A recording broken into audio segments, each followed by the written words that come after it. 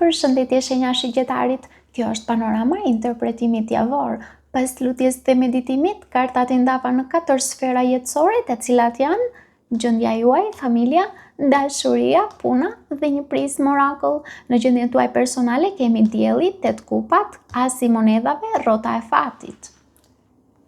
Kjo është një nga panoramat më interesante, sepse fillon me dritë. Në planin personal, java nis me kartën e diellit dhe duket sikur brenda jush ekziston një nevojë shumë e fortë për qartësi, për çlirim dhe vërtetësi. Mund të ndiheni sikur nuk dëshironi më gjysmë emocionesh, apo gjysma situatash, apo përgjigje të paqarta. Dielli ndriçon gjithçka, edhe atë që ju bën mirë, edhe atë që ju lodh. Por menjëherë pas diellit shfaqet karta me 8 kupat. 8 kupat flet për largim fizik ose largim emocional nga diçka ose nga dikush. Dhe ky largim duket si një vendim i heshtur që është pjekur brenda jush prej kohësh. Ju mund të ndjeni lodhje emocionale, nevojë për distancë ose dëshirën për të mos qëndruar më aty ku zemra juaj nuk ushqehet. Kjo kartë shpesh shfaqet kur një person e kupton se diçka ka humbur kuptimin e dikurshëm. Edhe megjithse ka mall apo lidhje emocionale, shpirti e di që nuk mund të qëndrojë përgjithmonë në të njëjtin vend. Edhe pse mund të ndjeni nuanca trishtimi, sapo ju të largoheni nga ajo që ju rëndon, shfaqet asi i monedhave. Kjo është një nga kartat më të bukura për fillime konkrete dhe të qëndrueshme, sepse duket sikur sapo lini duart bosh nga ajo që nuk funksionon më, do mund të merrni atë që po vjen. Dhe kjo mund të jetë një mundësi e re, mund të jetë një stabilitet më i madh, një fillim i rëndësishëm, një punë e re, ose mund të jetë thjesht ndjesia se po ndërtoni diçka më të sigurt për jetën tuaj. Dhe më pas shfaqet rrota e fatit, që është një kartë shumë karmike. Kjo tregon se java sjell kthes. Gjërat mund të lëvizin papritur, sidomos pasi ju të pranoni ndryshimin në vend që ta luftoni. Pra, duket sikur po dilni nga një kapitull që ju ka mbajtur emocionalisht pezull dhe po hyni në një cikël ku fati fillon të hap rrugë të reja. Kartat këshillojnë të mos qëndroni aty ku vetëm ju duhet të mbijetoni, sepse disa largime janë mënyra se si shpirti po shpëton veten. Kalojmë tek familja. Në familje kemi 7 shpatat, hëna, 2 shkopinjt, asi i kupave. Në familje, energjia është pak më e ndërlikuar. Ka shumë gjëra të pathëna dhe intuita juaj duket shumë aktive. Me kartën 7 shpatat mund të ndjeni se dikush nuk po shprehet plotësisht ose mund të jeni ju vetë, sikur ka evitim të një teme të rëndësishme, ka një lloj strategjie, do ta quaja unë. Kjo kartë nuk flet gjithmonë për mashtrim, sepse shpesh flet për njerëz që mund të fshehin ndjenja, mendime, plane e të tjera. Ose, siç thash, për njerëz që mund të jenë strateg. Më pas shfaqet karta e hënës dhe kjo e thellon ndjesinë e paqartësisë.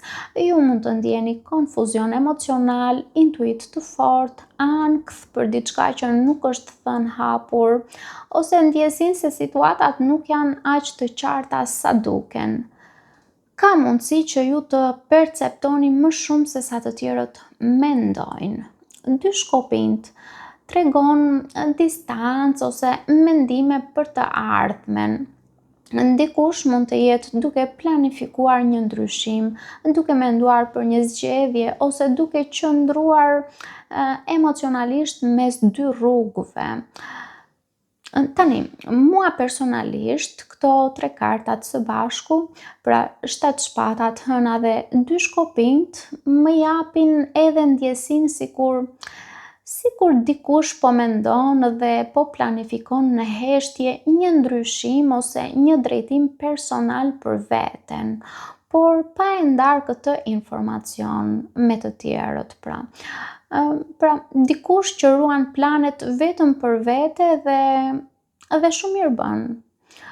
Por ajo që e zbut gjithë këtë energji është asi i kupave në fund. Kjo kartë sjell hapje zemre, sjell pajtim ose ndjeshmëri dhe për disa mund të jetë mundësia për të rifilluar diçka nga e para. Duket se fillimisht ka heshtje, paqartësi dhe emocione që mbahen brenda, por më pas zemra e dikujt hapet. Mund të jeni ju, një person në familjen tuaj që mund të jetë partner, partnere ose antar familje. Pra, mund të ketë një bisedë të sinqertë, një afrim emocional ose një moment ku ju ndiheni përsëri të lidhur me personin tjetër ose me dikë të ri. Kartat këshillojnë të mos ndërtoni skenar vetëm nga frika apo intuita. Unë do të thoja jepuni hapësirë njerëzve të shprehen para se të arrinin në përfundime. Por gjithashtu do të shtoja vetëm njerëzve që e meritojnë. Kalojmë tek dashuria. Në dashuri kemi kalorësi i monedhave, 6 shpata, 2 monedhat, 9 kupat. Në dashuri, kalorësi i monedhave është energji shumë e ngadaltë, por serioze. Nëse ka një person në jetën tuaj, ai ose ajo mund të jenë të kujdesshëm, të duruar dhe të qëndrueshëm në mënyrën e vet. Ose mund të jeni ju kundrejt personit tuaj. Më pas kemi 6 shpatat dhe 6 shpatat nënkupton sikur ju ose dikush tjetër po përpiqet të largohet nga tensioni ose konfuzioni ose lodhja emocionale. Nuk duket si një ndarje, po duket si një përpjekje për të kaluar drejt ujërave më të qeta, sikur ka nevojë për relaks. Ka mundësi që në lidhje të jeni duke kaluar një fazë shërimi ose mund të jeni ju duke u shkëputur gradualisht nga dhimbje të vjetra. 2 monedha tregon luhatje dhe përpjekje për të balancuar gjithçka. Mund të ketë hezitim, paqartësi për ritmin e marrëdhënies ose një person që përpiqet të mbajë nën kontroll shumë gjëra njëkohësisht. Por fundi me kartën 9 kupat është shumë i bukur sepse 9 kupat tregojnë për realizim dëshire, për përmbushje dhe vetbesim në dashuri. Pas gjithë lëkundjeve, duket sikur zemra fillon të marrë frymë më lirshëm, duket sikur pas një periudhe të lodhshme sentimentale, ju po hyni gradualisht në një gjendje ku ndiheni më të qetë me ndjenjat tuaja.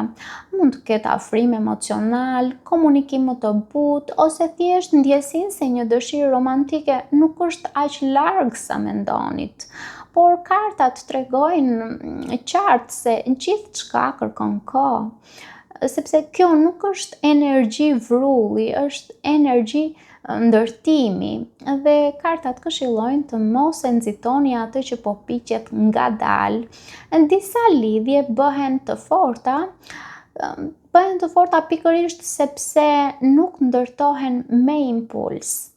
Kalojmë tek puna. Në punë kemi vdekja, njeriu i varur, mbreti i shkopinjve, drejtësia.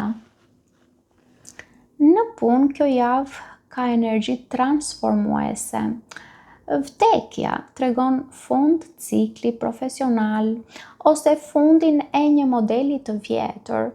Mund të ndiheni sikur diçka nuk mund të vazhdojë më në të njëjtën mënyrë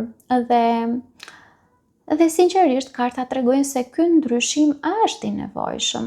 Më pas shfaqet njeriu i varur që sjell ndalesë ose pritje. Ju mund të ndiheni të bllokuar në pritje të një përgjigje ose sikur gjërat nuk po ecin me ritmin që ju dëshironi. Por kjo kartë gjithashtu ju kërkon të shihni situatën ndryshe, sepse ndonjëherë pezullimi nuk është dënim. Pas kësaj vjen fuqishëm mbreti i shkopinjve që përfaqëson shenjat e zjarrit, dash luan shigjetar. Mbreti i shkopinjve është energji autoriteti, vetbesimi dhe drejtimi. Ka energji leadershipi. Ju mund të hyni gradualisht në një rol shumë më të fortë, më të pavarur ose më ambicioz. Dhe fundi me kartën e drejtësisë nënkupton se gjërat do të balancohen sipas meritës. Nëse ju keni qenë korrekt dhe të duruar, kjo energji punon në favorin tuaj. Drejtësia gjithashtu sjell dokumente, vendime, rezultate të drejta ose mbyllje karmike të situatave profesionale. Kartat këshillojnë të mos keni frikë nga ndryshimet apo periudhat e ngadalta, sepse ato po ju çojnë drejt një pozicioni më të fortë dhe më të drejtë për ju. Kalojmë në prizëm orakull ku kemi mbrojtje. Kjo kartë duket si një mbulesë shpirtërore mbi gjithë javën tuaj. Mesazhi kryesor që nënkupton kjo kartë është se ajo që po largohet nga ju mund të jetë pikërisht ajo nga e cila po mbroheni. Mbrojtja tregon për intuit që ju paralajmëron, tregon për vonesa që ju shpëtojnë, flet për dyer që mbyllen për arsye më të mëdha se sa mund t'i kuptoni tani. Dhe flet edhe për situata apo njerëz që nuk lejohen të kenë më të njëjtin akses te ju. Paçim.